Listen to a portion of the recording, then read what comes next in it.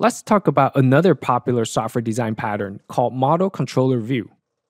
The Model Controller View or Model View Controller pattern is commonly used to develop user interface programs, such as web or mobile apps. The beauty of this design pattern is that it separates the components into three different elements. Each are interrelated, but can be developed separately. The model is the data structure. Some will argue that this is the central logic component of the three. It manages the data structure and the relationships between them.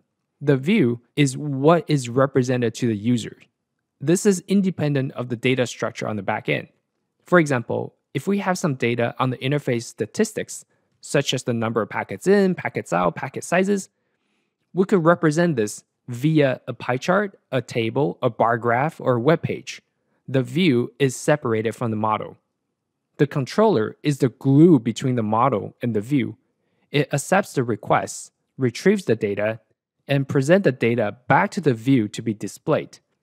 Many times, when we write software programs in the MVC model, controller is where most of the code would live.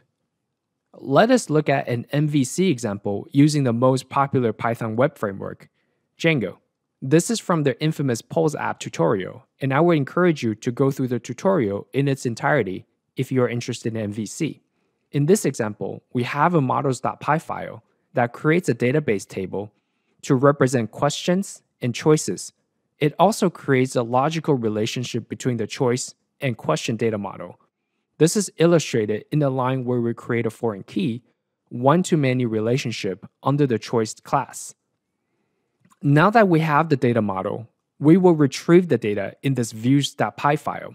Don't be confused by the name. In Django, views.py is serving as the controller functions, which means the code retrieves the data and passes it on to the view function. In this case, we could see that we're importing the data model of question from the models file.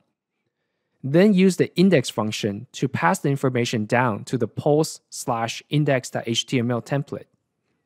The view in this model view controller design pattern is the HTML template. We could see the template includes data passed down from the controller, then render in the template and return to the user.